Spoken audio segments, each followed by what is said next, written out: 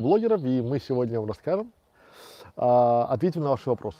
Ответим на вопросы, потому что их накопилось великое множество. Если у вас есть что у нас спросить, и вы хотите сделать это бесплатно, потому что есть многие люди, которые считают почему-то, что они, приходя в бесплатную школу видеоблогеров, вся команда школы видеоблогеров тоже обязана работать на их каналы бесплатно.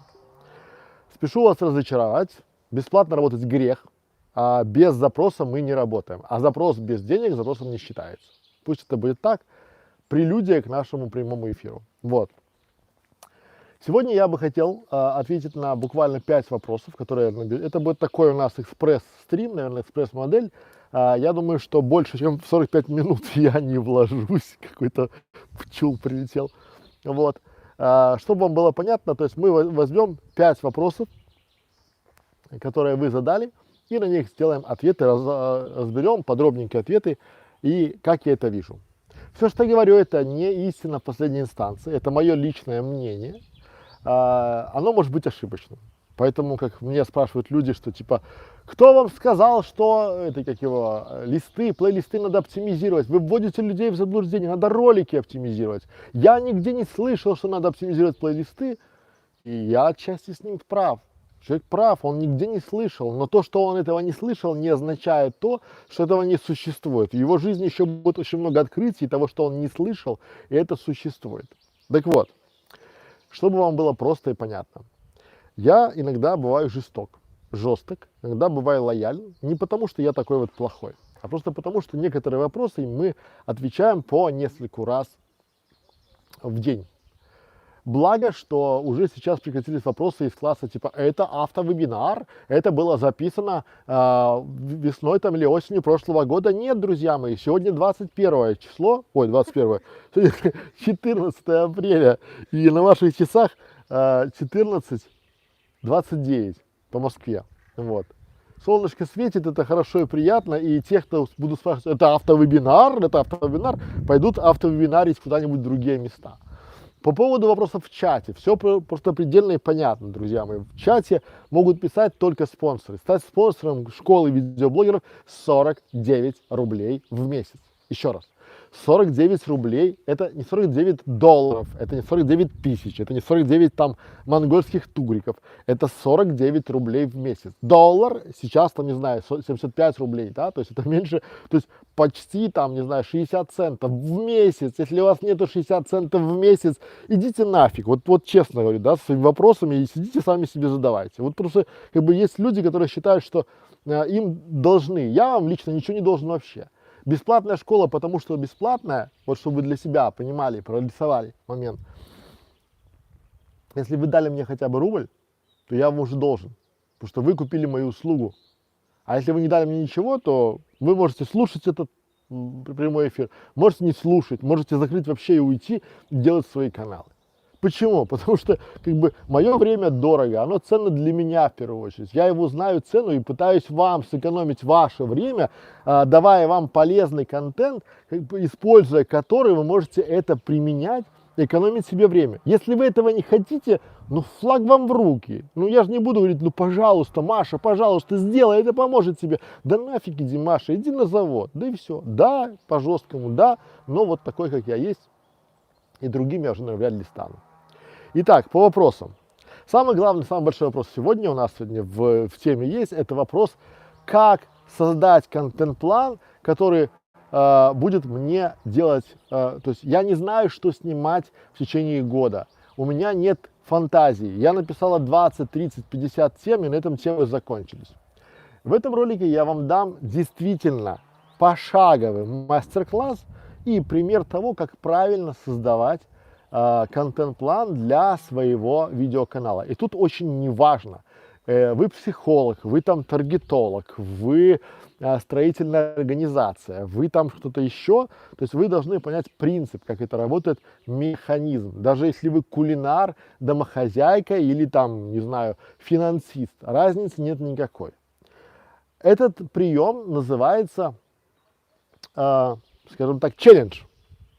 Мы его сделали, я его опробовал, и это получается. Вы можете найти этот челлендж у нас в ТикТоке, и это мотивирует вас снимать видео. А второй момент, это мотивирует вас, ваших зрителей, смотреть ваши видео дальше.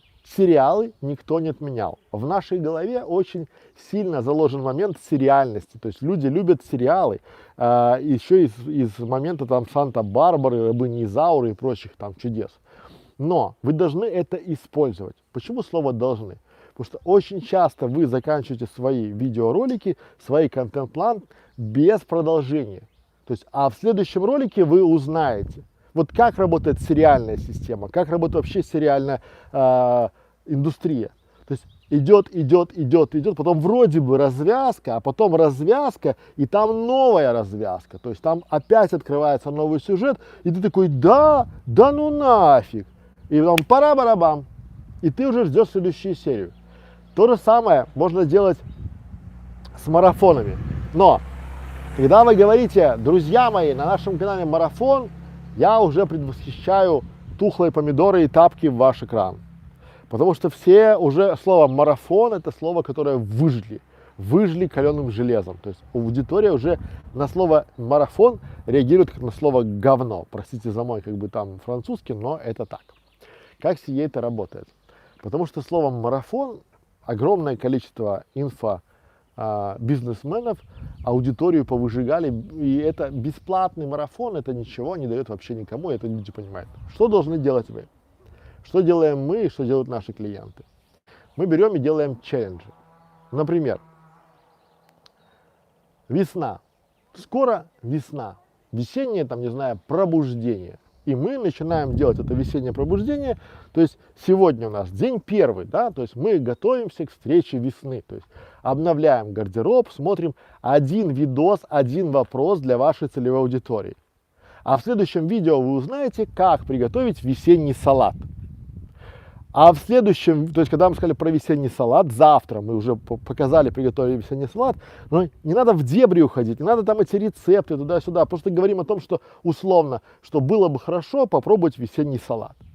Третий день мы начинаем, а в следующем видео вы узнаете, как избавиться от ненужных вещей, освободить полку для нового летнего гардероба. И, соответственно, мы в этом видео говорим о том, как разложить там, допустим, вещи на 3 кучки, то, что носим постоянно, то, что носим раз в месяц, и то, что не носили там полгода. Выбрасываем то, что не носили полгода, и отдаем кому-то там, да, вот, и освобождаем место. А в следующем видео вы узнаете, как высыпаться и как выйти из зимней спячки. То есть мы же готовимся к весне. И вот шаг за шагом вы делаете такие вот марафоны, вы делаете такие челленджи для своих зрителей. Более того, это же хорошо конвертируется. Вы делаете простой, интересный, полезный, важный контент, и он простой. Не надо в какие-то дебри уходить. И просто берете 15. Сделали 15 весны? Окей, говорю я вам, давайте делаем 15 лета. Давайте делаем летний марафон, да? Давайте делаем летний марафон, допустим, там челлендж «Летняя радость». Там 15 дней радуемся солнцу, да, то есть как бы день первый принимаем солнечные ванны, то есть выходим и принимаем солнечные ванны. В результате мы получаем как бы бодрость и позитива. День второй наслаждаемся там, допустим, черешней, там, да, день черешни, там, покупаем 2 килограмма черешни и съедаем сами в одно лицо, ни с кем не делясь, там, да, то есть как бы берете и покупаете, съедаете. День третий, там, допустим, да, персиковый микс, там, берем персики, делаем персиковый там салат, там. День четвертый, да, там типа славься, там мороженое рай. Покупаем себе, не знаю, ведро мороженое и точим в одно лицо, потому что мы должны сделать себе счастливое лето. Поверьте, людям это будет откликаться. Дальше. Осенний. Готовимся к осени. То же самое, все один к одному, там, да, там день первый, там, да, готовимся там к осени, там, да, арбузный день. Второй там день, готовимся там, не знаю, готовимся к работе, там, да, выходим из отпуска, там, становимся на весы, массу тела там измеряем, рост, вес. Для чего? Чтобы мотивировать себя, зимой не сидеть дома, как медведь, а там, допустим, ходить в спортзал. Я вам сейчас креативлю просто с головы. Если посидеть и с блокнотиком посидеть день, два, три пописать, то у вас что получится? То же самое весенний, там, да, зимний марафон, там, да, готовимся санки, играем в снежки, лепим там, не знаю, новогоднюю там елку украшаем, там, выбираем новогодние игрушки, готовим подарки, это ж классно, там, можно делать новогодний марафон, там, не марафон, а челлендж, там, да, а теперь смотрите, даже вот еще новогодний, уже не 4, а 5. Берете 5 таких плейлистов, 5 по 15. Это сколько получается? 60, 75. 75 идей для роликов. А вы говорите о том, что где я возьму 50 тем, на 30 тем у меня все кончилось. Просто вы немножко отходите в сторону, вы делаете серийность. И важно, что здесь, смотрите, самый интересный момент. Если вы сейчас сделаете весенний марафон, то к следующему году у вас уже будет черновик. Все всегда можно улучшить. То есть вы следующий марафон, следующий челлендж на своем канале, вы можете сделать его еще лучше. А теперь вам еще один бонус, потому что мы даем вам классные бонусы, причем бесплатно. И я знаю, что вот конкуренты, даже глядя на нас, этого не делают, потому что они говорят, я сделаю завтра. Теперь бонус. Вот эти видео можно заливать, маленькие видео с советами, челленджами, в ТикТок, Фейсбук, ВКонтакте, в Инстаграм и делиться, развивать. Почему? Потому что вы в этом случае, у вас получается все, то есть у вас контент-план уже есть на, буквально на 65 дней, 75 дней или там 100 дней. Это я вам только сейчас одну идею развил, одну идею. И уже сразу 75. И это можно привести к любому, рукодельнице, кулинары, психологи, там, не знаю, астрологи, кто угодно. Вот вообще можно делать такие челленджи, прокачивая себя и делая себя. Мы попробовали. Дело за вами. Пора барабан. Так, вопросы из зала. Читать. Вот тебе микрофон. Я буду читать полностью комментарии, вы там уже перефразируете сами, хорошо? Да. Вопрос из комментария. Добрый день. Просмотрев видео, возникает такой маленький вопрос. Сам делаешь, дохода не приносит. Значит, надо нанимать людей и что, сразу попрет? Но ведь не факт. А людям еще и платить надо. Правда такова, что рынок перенасыщен, и только 1 из 1000 выстреливает сейчас. И неважно, каким образом он делает все, сам или с помощниками. А про выгорание. Так если денег нет с помощниками, то дело еще быстрее забросишь.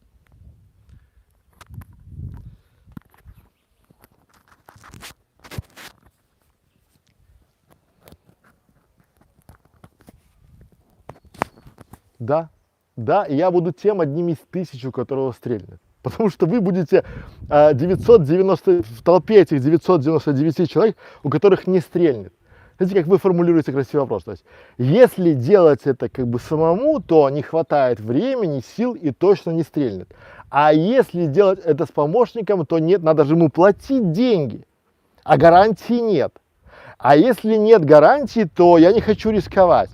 Но послушайте, если бы была какая-то гарантия, то вообще бы все это делали. То есть все бы занимались, потому что есть гарантия того, что ты ты нанимаешь помощника. Это бизнес. Это простой бизнес. Никто не даст вам гарантию. Если у вас контент говёный, если у вас даже помощник там, то есть это же еще по-разному помощники уже нанимают. Многие же хотят нанять кого-то себе за 500 рублей, и чтобы он за этим 500 рублей сделал все, вообще просто все, и даже дома пришел у вас убрался. Ну просто потому что как бы это ж а за 15 000 вообще воробья в поле загоняют. Там просто хочу, чтобы был монтаж и все дела. Да, да, вот именно так это работает. Вот вы это из той плеяды людей, которые никогда ничего не сделали, потому что вы уже в своем вопросе написали целую кучу ответов. То есть ваш мозг вам подсказал, не иди туда, потому что сам ты не сделаешь, это тяжело, а мы должны отдыхать, мы же устали на работе, еще с женой, еще в танчики погоняли, это что же мозговая активность?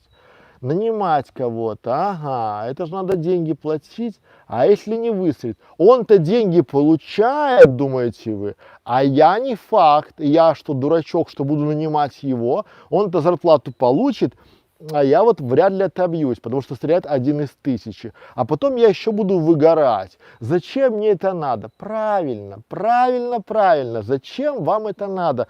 Посидите на пенечке, посмотрите других вот людей, потому что я живу в парадигме и вам говорю, что надо жить так. Вот сейчас то время, когда буду стрелять каналы, которые никому не известны, потому что время меняется. модель меняется, модель мира меняется. Раньше кто бы сказал, что людям нельзя будет ездить никуда вообще, что выходить будет никуда нельзя, что в 9 часов ты будешь комендантский час и будешь молчать, как во время войны, там, голову не высовывая из дома. Понимаете? На работу, удаленка, все эти дела. А это же все почему? Почему? Потому что здесь, в этом случае, мир меняется, и он не будет прежним. И то есть, если вы хотите, чтобы у вас была какая-то гарантия, то есть я хочу, чтобы я начал, и у меня получилось. Я нанял, то есть, знаете, давайте перефразируем. Говорите, я хочу нанять человека, чтобы этот человек работал вместо меня работу, и потом мне его работа приносила дивиденды. А еще лучше пассивный доход хочу. Вопрос у меня просто, нахрена ему вы? Ну, если он, то есть если была гарантия, то нахрена ему вы? Почему он не может сделать это для себя? Второй момент, что есть люди, которые, они не креаторы, то есть им нужен человек, который будет говорить, что делать. Они классные исполнители, их большинство, но они не руководители. Руководители, к счастью, 3% вообще, то есть из 100 человек просто руководить может 3 человека. 97 они делают то, что им говорят. Вот посмотрите на завод. Там же люди, вот условно, я спрашивал, говорил с многими людьми, и я у них говорю, а нормально ты вот работаешь, сидишь в этой будке кассиром на канатной дороге? Сколько лет сидишь? 7. Я говорю, тебе же будет 50 лет, и ты будешь все равно сидеть? Да, да, а мне нормально. Знаете, я бы планкой поехал бы сидеть в будке, продавать билеты на канатную дорогу.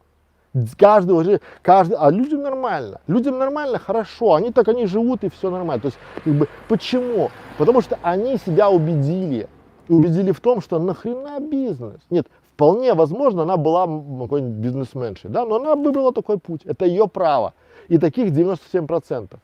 И вы говорите правильно, что из 1000 стреляют у одного, правильно, но я хочу быть этим одним. А вы уже себя убедили, вот я вам сэкономлю целую кучу времени, у вас ничего не получится. Вот пока вы не сбьете, а это очень долго, это надо там к психологам идти, коучам, пока вы свою картину мира не измените, ни хера ни в чем не получится вообще. Вы уже изначально готовы на провал. Вы уже изначально готовы к тому, что у вас не получится ничего, и у вас точно не получится. Пример из жизни. Вы идете, видите красивую девушку, и вы говорите, бля, сейчас к ней подойду, и она меня нахрен пошлет. Нет, я не смогу к ней подойти, потому что я не такой, я лошпек, она такая звезда, я сейчас подойду, и она меня нахрен пошлет. Вот я вам даю 200%. Вы подойдете, и вас пошлют. Потому что у вас на лбу написано будет, пошли меня! Ну, потому что вы так будете никчемны, как эта тварь дрожащая. А если вы подойдете, о, красивая девушка, возможно, она ко мне, то есть, возможно, она подойдет ко мне, и вместе с ней мы будем классной паре. Привет, малыш, скажете вы, и все у вас получится. Потому что другая уровень установки для себя.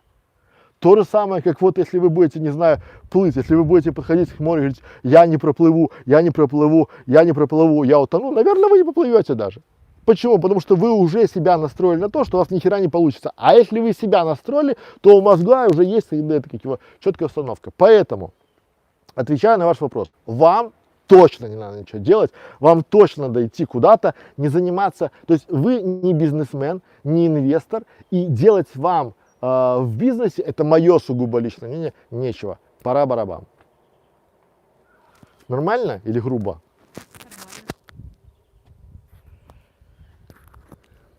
Вопрос. Создала свой канал несколько дней назад. У меня нет творческого образования, нет какого-то набора знаний, но хочется пробовать учиться чему-то новому и делиться с другими. Хочется и портреты, и арты в фотошопе, и приручить акварель. Только думаю, не будет ли выглядеть это напичканным, если канал посвящен нескольким тематикам, техникам рисования. Вот хороший вопрос. Я сейчас на него дам хороший ответ. Вы поймите одну простую вещь. Я вам сейчас дам то, что я обычно даю за деньги. Я переворачиваю вашу парадигму, картину мира, чтобы вы понимали. Вы делаете канал не для зрителя, а делаете канал для себя, и это правильно. Вы при помощи, то есть канал в данном случае служит вам инструментом для саморазвития, самосовершенствования и такой вот черновиком. Это ваш черновик. Черновик в мире творчества, черновик в мире ютуба, то есть у вас же есть альбом, и вы в этом альбоме рисуете, да, и вы знаете, то есть когда вы рисуете в альбоме, вы знаете, что черновик может быть плохим, это нормально. для черновика быть плохим, это нормально, и у вас есть стирка, там, не знаю, ластик, вы там стираете, рисуете дальше. Это, то есть ошибаться на черновике это нормально. Ваш первый канал, да и пофиг про что там, если вы хотите там рисовать там ретушь, пожалуйста, там будете про него рассказывать, про делать, то есть тренируйтесь. Ваш первый канал всегда будет, блин, комом, да, то есть и первый канал тоже будет. Вы когда поймете, на что вы реагируете, не ваши зрители пока, а вы, тогда вы сможете нести светлое, доброе, чистое в YouTube, в видео. Почему? Потому что люди приходят не на контент, люди приходят на автора, люди приходят на то, как автор заряжается, рассказывая им про свой контент, как вы рассказываете. Может быть, вы в дальнейшем вообще вам понравится лепить на видео, и вы будете лепить там, не знаю, сказочных человечков. Поэтому ваш вот вопрос, вы немножко не туда пошли. Вы изначально думаете, да, что как я могу снимать, если там моим зрителям будет нравиться это, будет нравиться это. Не подстраивайтесь под зрителей. То есть, если вы будете давать интересный, качественный, полезный контент, то зритель вас найдет. Это вопрос времени и бюджета рекламного. А если вы будете снимать и ориентироваться, ой, тебе понравилось, давай тебе, они будут командовать без конца, вами ничего хорошего не будет. Вывод. Что делать? Берете и начинаете снимать то, что вам нравится. Вот просто берете и делаете канал для себя любимый. Для себя. Качайте, то есть ваш канал это черновик. Второе, да? То есть, что вы понимаете? Третье. На черновике можно ошибаться и нужно ошибаться. Он для того и черновик, там есть помарки. Вы можете делать видео в таком варианте. Да? Четвертое. Когда вы начинаете делать, экспериментируйте, пробуйте разные направления. Пятое. Спустя там 2-3 месяца, полгода у вас уже самой выработается та сфера, где вам более комфортно работать и где вы раскрываетесь. Шестое. Вы спокойно можете при помощи канала качать свои скиллы. Как сие работает? Я беру, читаю какую-то книжку, иду на другой канал и там провожу урок по этой книжке. Я пересказываю главу этой книжки себе, своим зрителям. Я повторяю и изучаю, и найду, где применять это все. Получаю обратную связь, и таким образом я самообучаюсь. Седьмое. Вот неважно, не смотрите на круг, не смотрите на конкурентов, потому что если вы будете идти туда, куда идут все, вы будете там же, где и все. То есть очень скоро у вас может получиться канал, который немножко показывает, либо облегчает какую-то работу, либо там вы войдете в какую-то интересную, хорошую нишу, в интересную категорию, где вам будет классно, и это будет монетизация. Все, занимайтесь, пора барабан. Нормально? Творческие люди, они такие, они всегда. А в чем проблема создать канал на англоязычную аудиторию? Это не запрещено правилами. Нужно просто вести канал полностью на английском языке. Да, при подключении монетизации ты будешь указывать свою страну, и при получении дохода ты будешь уплачивать налоги в американский бюджет за американских зрителей. По новым правилам, если доля американских зрителей в твоем контенте велика. Эти же вопросы задаются при заполнении формы. Предназначен ли ваш контент главным образом для американской аудитории?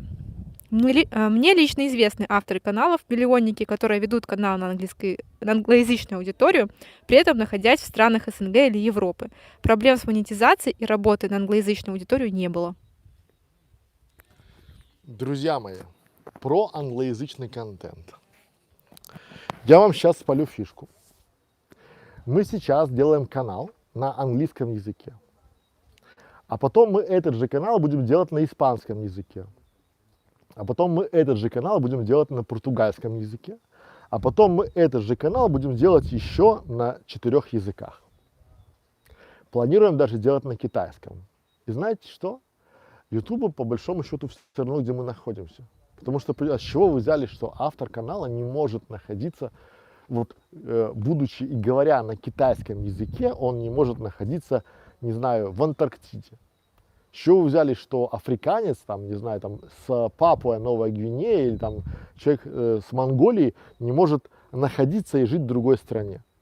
Какая вообще Ютубу разница до того, где вы находитесь? А вдруг вы, то есть по вашей логике, многие говорят, надо, чтобы вести, а вот у вас есть один большой таракан. Вы думаете, чтобы вести англоязычный канал, надо жить в англоязычной стране, иначе YouTube распознает. Нет, если вы даете контент, грамотный, свой уникальный, полезный контент на языке, то YouTube, на языке, то YouTube показывает ваш контент людям, которые могут его смотреть. Ну, то есть он не будет, алгоритм YouTube не будет показывать ваш контент китайцам, если он на французском языке, и эти китайцы никогда не смотрели ничего на французском языке.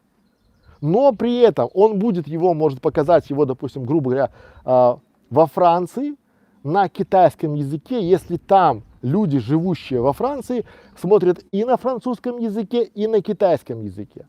То же самое с англоязычным контентом. Никаких проблем, вот все проблемы это высосаны из пальца. Все. Когда у вас будет какой-то более-менее канал уже с большой статистикой, и вы можете понимать, то есть для вас откроется чакра, и я вам сейчас сэкономлю время и деньги, и нервы ваши. Вы увидите, что с 1000 просмотров, условно, вы получаете от российских зрителей $1. От американских долларов вы получаете $20. И у вас будет такой, как это непонятно, то есть 1000 человек посмотрело мой ролик, в России я получил $1. А 1000 человек в USA посмотрело мой ролик, и я получил $20. А почему? Не потому, что там американцы богатые и платят, ну, отчасти. Поймите, как работает модель. Платят не американцы, не YouTube, а платят рекламодатели. То есть, и чем больше, чем развитая экономика, тем больше рекламы вставляется в видеоконтент YouTube. И если вы живете, допустим, там в Беларуси, то белорусские рекламодатели по системе аукциона не могут конкурировать, допустим, с Coca-Cola, поэтому весь YouTube в Беларуси может быть завален Coca-Cola, потому что она ставит 3 цента за просмотр, а все белорусы, ну я условно говорю там, да, или там, а все рекламодатели в этой стране, в этом регионе ставят, допустим, грубо говоря, 2 цента за просмотр. Более того, они ставят 2 цента за просмотр только в городах, там, допустим, в областных центрах. Им не интересны вообще жители там города Лельчицы, там, Гомельской области, или там деревни Глушковичи, не интересны вообще, да, и поэтому цена от просмотра этих зрителей будет никакая. В USA, в Великобритании, в Германии, допустим, да, и там в Исландии конкурентная борьба между компаниями, между монстрами, огромная, там миллиардные компании, да, борются за внимание зрителей. И поэтому там аукционная система. А YouTube, это он вам не платит. YouTube делит доход. То есть рекламодатель заплатил за рекламную кампанию $1000 условно, YouTube $500 отдает тем каналам, где эта рекламная кампания открутилась, а 500 забирает себе. Это чтобы было совсем просто. Все ваши разговоры о том, что это тяжело, это непонятно, это высосано из пальца, потому что вы ходите на различного рода семинары, вы ходите на различного рода вебинары от гуру маркетинга, от гуру по YouTube, и там говорят, я открою вам тайный секрет, тайную тайну. Если вы поставите в своем канале, что страна США, то доход у вас поднимется. Только никому не говорите, вы же не зря заплатили $30 за этот вебинар. Вы такие, да, никому. И вы такие, я там носитель тайны, секретного секрета. Друзья мои, это все чушь. Уже YouTube и его алгоритмы знают, где вы, что вы, и то, что вы ставите, это не более чем подсказка его алгоритмам на то, про что идет ваш контент. Но если вы ставите, что ваш контент, допустим, для USA вещается на русском языке, то возможно, жителям определенных штатов, которые говорят на языке русском, будет показан ваш контент. Но этот процент очень маленький. Теперь про налоги. Я слышал мнение, что типа там, ой, американцы, отдавать им 20% с дохода, да ну его нафиг, я лучше вот здесь, у нас в России хорошо. Что было в начале? За 1000, я цифры с потолка, но примерно оно плюс-минус одинаково, да? За 1000 просмотров в России вы получаете $1. а за 1000 просмотров в USA вы получаете 20. Вот возьмите калькуляторы, уважаемые мои, если вы в школу не ходили. 20%, то есть вы получаете $1 чистыми за 1000 просмотров в России. Получили, да?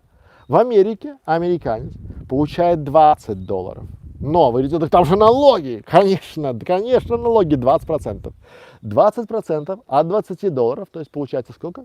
4. Я посчитаю вместо вас. 4.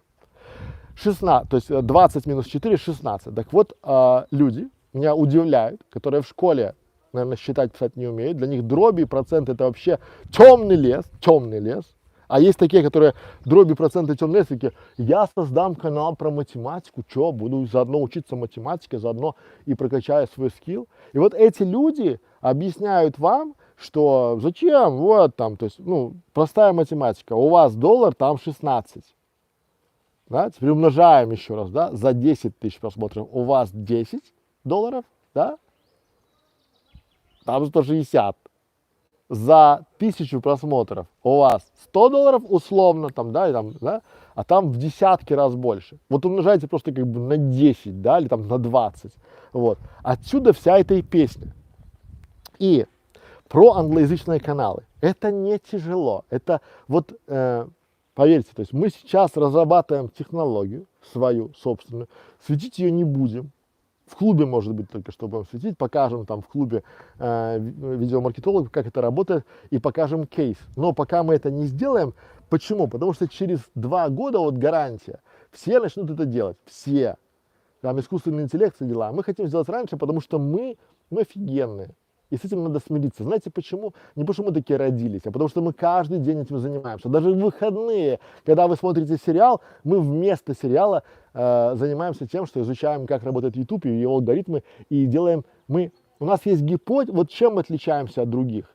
У нас есть гипотеза, мы ее тестируем, пробуем, работает, не работает. А у вас есть гипотеза, и вы начинаете искать на просторах интернета решение этой гипотезы. Потом находите, ты кто? Я Вася эксперт. Мы сегодня с Катей говорили на тему того, что когда я начинал делать аудит YouTube каналов, только там 5 лет назад, 4 года назад я начинал делать, да, я был один. Ну, там 2 человека делают. Сейчас 500 человек, там, или 700 уже на этой бирже, там, все делают, да? А почему я самый дорогой? Потому что, друзья мои, я начал раньше всех. И все сравнивают меня или там других со мной. Да? И у меня уже 1000 отзывов по аудитам канала, а у людей там 2-3. Кому вы пойдете? К специалисту, к эксперту, как я, или там к новичку, который там посмотрел пару моих роликов? Он мой фанат. Друзья мои, все предельно просто. Если вы решили делать канал на английском, португальском, испанском, китайском языке, суахили, делайте. Не слушайте никого. Вот от слова вообще. Делайте, и когда у вас не если получится, потому что если вы думаете, вот, если у меня получится, вы нытик. А когда у вас получится, приходите ко мне и скажите спасибо, Александр, под этим видео, что вразумили меня и научили. Потому что многие приходят ко мне и пишут в личку там, да, спасибо, Александр, благодаря вашим советам я стал там зарабатывать больше, сделал это. Пишите в открытую, пишите, чтобы люди знали, потому что вам просто, а нам приятно. Пора барабан. Грубо сегодня или нет? Не, нормально. Вопрос. Хочу нанять администратора канала, но у вас очень дорогие услуги. Почему?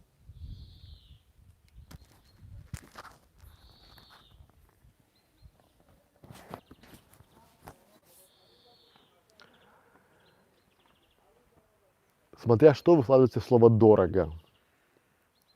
Вы хотите нанять администратора канала, но при этом давайте будем честны. Вы хотите нанять себе помощника на канал, но при этом, смотрите, с гарантией того, что это будет специалист. Почему? Я вам объясню. Потому что если вы приходите ко мне, в нашу школу, вы приходите на бренд. В случае какой-то неудачи, и вы это знаете, вы это прекрасно понимаете, в случае какой-то неудачи вы же пойдете и на весь интернет разнесете, что типа вот, я взял модератора с команды Некрашевича, с команды школы, а там оказался нубас, никому не нужно, ничего не умеющий. А если этот нубас, ничего не умеющий, еще сбежит, то вы знаете 100%, что наша команда сделает всю работу, вы даже не заметите того, что отряд потерял бойца. Правильно? Правильно. Причем все, что мы делаем качественно и с гарантией. Второй вариант. Вы можете пойти на фриланс и нанять кого-то без флага, без родины, ну, по сути, никто и звать никак, который может поэкспериментировать на вашем канале. Конечно, он будет дешевле, бесспорно. А может быть и нет, то есть в совокупности, да, потому что мы даем комплекс работ, а он, допустим, скажет: ой, я не знаю, где обложки, я не знаю, где теги, я не умею это. То есть у вас там нет никаких гарантий, но цена может быть дешевле. Я не скрываю. Но вероятность провала во втором случае равна 90%, и вы это тоже понимаете, потому что вы не хотите рисковать. Желающих, вот наша цена, она отображает спрос, чтобы вы понимали, да? Потому что если я сейчас объявлю о том, что моя консультация стоит не 20 тысяч рублей, а 3, то я ничего не буду в жизни больше делать, я просто сяду вот где-нибудь здесь и буду целый день по 3000 рублей консультировать. Вот целый день, 10 консультаций, язык будет на плечо, но буду каждый день вот по 3000 рублей консультировать. Зачем мне это надо? Я лучше один раз за 20, чем 10 раз по 3. Вы скажете: но 10 раз по 3, это же получается 30. Это больше, чем 20. Да, но там у меня 1 час, а тут 10 часов.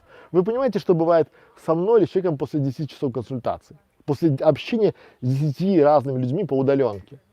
Вы даже не представляете, как это тяжело. Вот то же самое и с администратором. То есть у нас есть список работ, перечень работ, что вы получаете, разные тарифы по модератору, администратору канала, да, и цена. А самое главное, у нас есть гарантия того, что все, за что мы взялись, это будет выполнено. И вот именно за гарантию вы получаете. То есть вы как Mercedes. То есть машина Mercedes, есть машина BMW, есть Toyota. Покупая ее, или там, давайте, чтобы было совсем просто. Есть iPhone новый, вот чтобы вам было просто. Есть новый iPhone, его цена, допустим, 100 тысяч рублей. Новый, с гарантией, в упаковке, муха не сидела на нем. Классно, классно. Есть точно такой же iPhone, но за 50 тысяч рублей. Но был год. Почему многие не берут? Гарантии нет. Никто не знает, что будет. То есть у вас есть вариант, что вы купите кирпич. То есть вы купите, он заработает при вас, там, да, придете домой, и он тут потух, и все. Есть? Есть. А в случае гарантии вы всегда сможете пожаловаться, вернуть деньги, заменить телефон. Вот вы платите за гарантию качественно сделанной работы. А если у нас количество людей, желающих воспользоваться нашими услугами больше, чем мы можем себе позволить, чем количество сотрудников, то, естественно, мы можем поднимать стоимость. Условно, давайте вам на примере, чтобы было совсем понятно. Я хотел своему ребенку купить видеокарту. И вот эта видеокарта еще год назад стоила 28 тысяч рублей. Я думаю, ну сейчас же прошел год, уже ж там другая модель, другая там туда-сюда, и уже, ну, в моем мире, в моей картине мира, если карта стоит, видеокарта для компьютера стоит 28 тысяч рублей в мае 2020 года, то в мае 2021 года она должна как минимум стоить там 20 тысяч рублей. Открываю я прайс и вижу 58 тысяч рублей. Я думаю, что-то не то, может, меня приглючило, может, какая-то модель другая, может, нет, везде 58, 65, 57. А почему? Потому что майнинг пошел, биткоин взлетел, и люди начали массово скупать видеокарты. Производители, соответственно, подняли цену. Почему? Потому что зачем им делать меньше цену, если люди и так покупают? Причем покупают в 2-3 раза дороже. Вывод, друзья мои, если вы хотите, вот третий пример, чтобы вам было совсем понятно. Есть ресторан, классный ресторан. Там очень классно, там очень дорого, но там классно. Там вас обслужат по первому Вот так вот, да, и все будет качественно, свежее, все такое, все хорошо, и все будет здорово. Свежие продукты, классное обслуживание, и вы будете сыты. А есть забегаловка там у бабы Гали. Там дешевле в 3 раза. Но в случае чего-то, ну, еще скажем, на вокзале, да, вы тоже можете там поесть. То есть вы тоже будете, в принципе, вы будете сыты. То есть результат и то хорошо. Но после классного фешенебельного ресторана у вас вряд ли будет какое-то отравление. Почему? Потому что в случае несет репутационные издержки ресторан.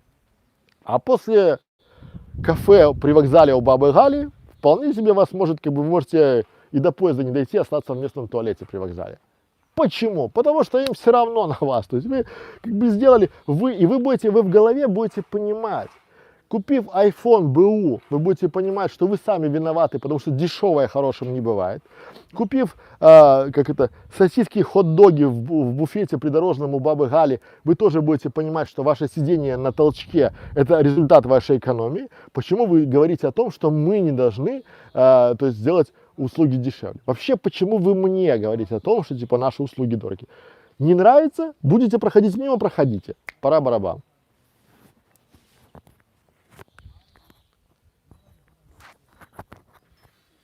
Вопрос.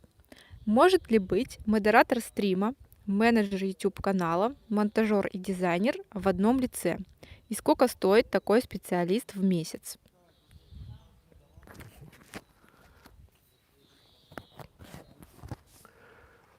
Я и переспрошу еще раз. То есть, может ли быть модератор стрима, менеджер YouTube канала, монтажер, дизайнер обложек и модератор стрима все в одном лице? Да? Может, конечно, может, это вы. Это вы, потому что пока у вас новый канал, вы там на нем и жнец, и швец, и на дуде и грец. То есть на этом канале, на вашем YouTube канале, вы в любом случае поначалу и модератор, и менеджер, и монтажер, и звукорежиссер, и продюсер, и модератор стримов, и вообще и продвиженец вашего канала. Но если вы ищете специалиста, который этим всем навыками располагает, сколько он будет стоить? Я не знаю. Если ко мне придет такой специалист, я его не возьму. Ну, давайте, чтобы вам было просто на примере. Жизненный пример из жизни, чтобы всем было просто. Вы решили делать ремонт дома. То есть вам от бабки в наследство досталась квартира. Бабушатник, трехкомнатный. Ну, да, представить, там ковры на стенах, там стенки такие, там вот висит, там, да, люстра такая с рожками, да, там такие книги, там еще собрания Ленина стоят в шкафу, там, да, запыленные, там разные там эти какие-то торшеры такие, там с этими, да, кровати с матрасами пружинные. Вот. И вы решили делать там ремонт. Окей. И вот у вас есть вариант. Приходит к вам мастер и говорит: я вам сделаю демонтаж пола, вынесу мебель, потом я положу паркет, сделаю стены, проведу проводку, сделаю сантехнику, натяжные потолки поставлю, что там еще, там, ванну поставлю, душевую кабину, окна, там, все это там туда-сюда, сделаю пам-пам-пам, ну просто шикардос. И подберу даже еще, сделаю дизайн интерьера для вашей квартиры, и подберу цвета и все дела. То есть он еще и дизайнер интерьера, и мебель выберу вам. Отдыхайте. Какая вероятность того, что все будет классно сделано? Ну, вы улыбаетесь, скажете, ну, мала. Почему? Потому что вы точно знаете, что один человек, он может быть, вот, давайте правильный вариант развития событий.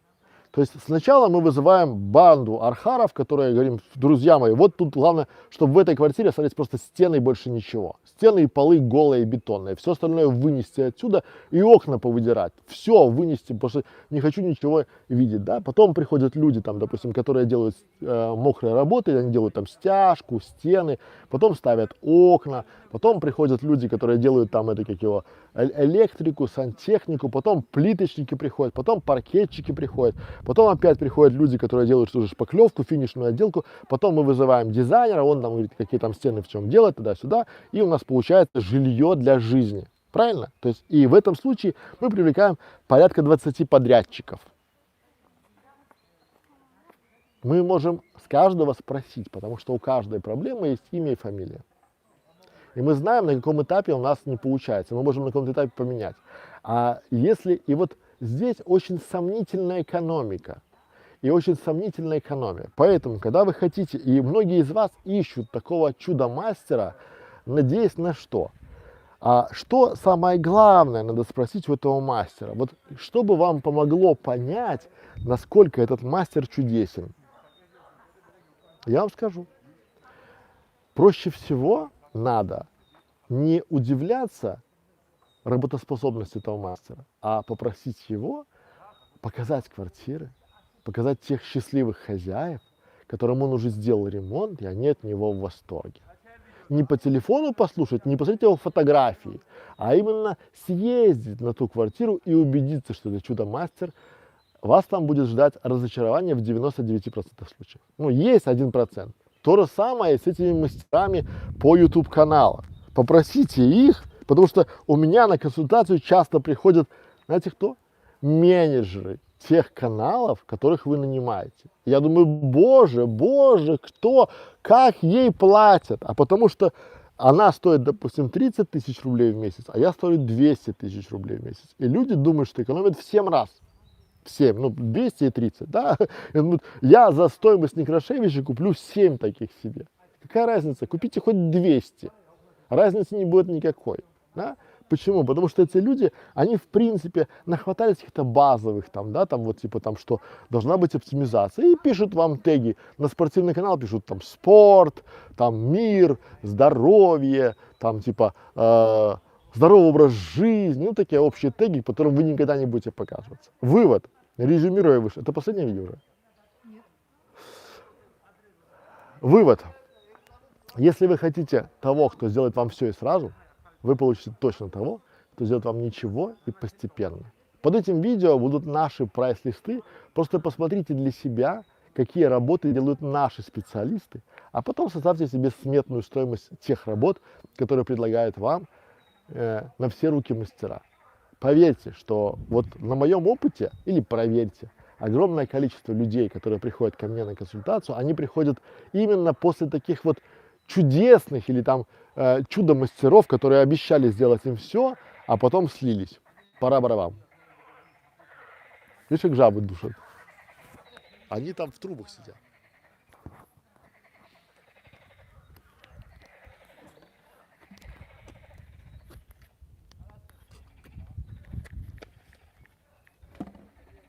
Вопрос.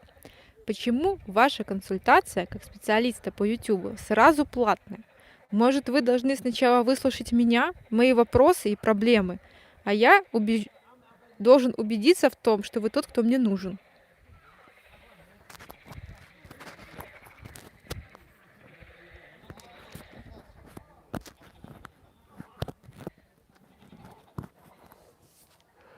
Почему моя консультация сразу платная? Вот смотрите, первое. Во-первых, я вам ничего не должен. Это раз. А во-вторых, желающих задать мне вопросы, протестировать меня огромное количество. Но я уже знаю, что будет дальше, понимаете, потому что у меня есть опыт. Примерно будет вот так вот. Разговор наш будет состоять вот в таком ключе. Вы скажете: Александр, я бы хотел сделать канал на такую-то тему. Я бы сказал: отлично. Как вы думаете, тема пойдет хорошо? Не знаю, скажу я. Ну как же, я вот, и вы начинаете мне рассказывать свою идею, ожидая от меня моего экспертного мнения. Потом вы будете: а как вы думаете, что бы вы сделали, как это сделать, почему это так? И вот вопросы получают, то есть вы, грубо говоря, получаете от меня мою информацию, то, что я нарабатываю, то, что я зарабатываю, причем бесплатно, и заливаете мне в уши свою идею, свою проблему, ожидая от меня чего? Ожидает меня какой-то реакции. Очень часто, а я человек прямой, я говорю, что у вас ваша идея говно. Вот я очень часто могу сказать на самом этапе, на начальном этапе, что ваша идея говно. Но она не сработает, потому что у меня вот вопрос: а где деньги? Вы начнете плавать там туда-сюда, кто вам будет платить деньги за ваш контент? У вас какая нычка там? Сколько у вас есть там 2 миллиона рублей или там долларов есть? Нету? Вам не хватит бюджета. На этом заканчивается ваша идея, и мы начинаем прорабатывать новую идею. Вот так всегда, вот всегда тогда, очень часто. Потому что вы приходите очень часто с какими-то бредовыми идеями, неподтвержденными фактами и какими-то непонятными способами монетизации ваших идей. Более того, я уже на этапе консультации понимаю, буду я с вами работать не потому, что нравится, мне вообще пофиг, нравится. То есть смогу ли я вам помочь или не смогу. То есть насколько вы в адеквате. Ну, смотрите, ко мне приходит, допустим, женщина, говорит, я, мамочка, у меня там 3 детей, я хочу делать канал, как вести там семейный образ жизни, там, как грудное вскармливание, туда-сюда, там, и на канале там туда. Вообще ничего нету, ни камеры, ни слуха, ни звука, ни локации, ничего. И теперь она мне говорит, я бы хотела работать с вами, но у меня одно условие. Я хочу через 3 месяца зарабатывать, выйти на доход, ну, средний доход, какой доход, спрашиваю? 200 тысяч рублей в месяц. Я понимаю, что для нее 20 тысяч рублей через год это потолок. Просто потолок, да? А 200 через 3, ну, я говорю, до свидания. Но она же взяла, украла мое время. Украла время, почему? Потому что по-другому не работает. Потому что я вместо того, чтобы заниматься своими проектами, своими делами, начинаю слушать истории ваши. Истории ваших, не знаю, там, свершений, неудач, ошибок, там, да, то есть зачем? У меня есть четкий прайс. Вы покупаете мое время, чтобы я выслушал вас и сказал свое заключение как эксперт. Потому что я свое время трачу на обучение, то есть вы покупаете мою экспертную оценку. Ничего бесплатно я уже делать не буду по определению. Знаете почему? Вот давайте просто, чтобы вам было просто и понятно. У меня в день сейчас, вот в прошлом году было там 12 обращений в день. В этом году уже порядка 20. В следующем будет еще больше.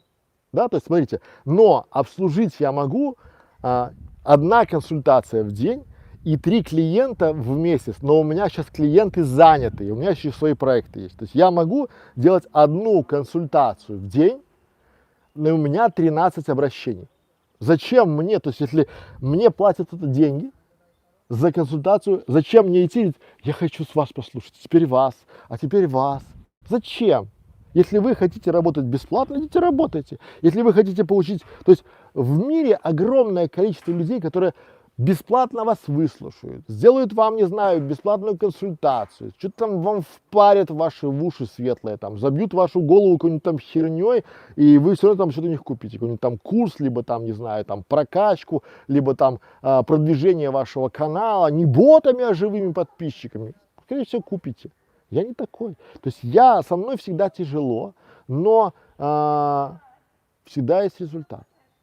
Потому что я говорю правду, я даю результат. Если я не дам результат, но я не хочу тестировать вас за свои деньги, поймите. Потому что если бы я сейчас всем желающим, которые... Вот у меня вчера пришел человек, говорит, там, типа, написал мне такой пост ВКонтакте, вот такой вот здоровенный пост, там, не знаю, писал, наверное, там часа 3, да? Я пишу ему, чем удобнее оплачивать. И он мне, знаете, что отвечает? У вас же бесплатная школа. То есть он пришел, у него четкое понимание того, что раз бесплатная школа, значит, я вот должен, типа, знаете, это выглядит такое, типа там, Катя, Настя, скорее, Вася написал, давайте читать. Читаем, поможем же Васе. Поможем Васе, потому что у Васи проблема, Вася там наворовал музыки, навставлял, его сейчас банят, и он не знает, как делать. Ну, зачем мне это надо? Зачем вам это надо? То есть, если вы хотите, знаете, вот вы же походили, вы почему приходите ко мне на консультации? Потому что вы походили уже по рынку. Вы понимаете, что там есть люди, теоретики. Какие они каналы сделали? Кому? Какие у них отзывы есть? Там где они? Я забыл, они пишут такие. Я не показываю своих клиентов, потому что это все конфиденциально, и про вас никому не расскажу. Вы такие, о, классно, классно, 500 рублей за час. Что вам может дать человек, который стоит 500 рублей в час? Вот что? Вот. Поэтому, если, понимаете, если стоимость моей консультации для вас высока, то вы не моя целевая аудитория. Еще раз. Если стоимость, то есть вы видите наши проекты, вы видите школу, Вы видите наши бесплатные стримы буквально каждый день. Вы видите нашу там школу фриланса, школу видеоблогеров, там, как не бояться камеры, компьютерная грамотность, клиенты, тысячи уже отзывов, сотни видео отзывов. Вы это все видите. Мы не должны никому ничего доказывать. То есть вы пришли к нам, если вы не верите, то вы не наша целевая аудитория. Если мы не отражаемся, вы не ваш, то есть вот мы разные ЦА. Вам не к нам, вам к другим. Тут масса там, идите туда и нормально. То есть я без вас проживу, без меня тоже. Поэтому пора барабан. А для тех, кто хочет прийти на консультацию и действительно получить отдельные советы, ссылочка внизу. Завершаем. Друзья мои, сегодня 14 апреля. Это не запись. Это прямой эфир. На ваших часах сейчас 15 часов 23 минуты. И мы завершаем этот прямой эфир. Спасибо за внимание, спасибо, что были с нами. Не забывайте становиться спонсорами нашего канала, потому что только спонсоры получают самое. Вот я вчера буквально записал классное видео для спонсоров. Оно классное, хорошее, правильное и очень настораживающее. Поэтому 49 рублей в месяц. Это вполне все подъемная история. Становитесь, приходите, не забывайте ставить лайки. Можете не ставить, дизлайки скоро, наверное, отменят. Вообще, мы работаем для нашей целевой аудитории. Пора барабан.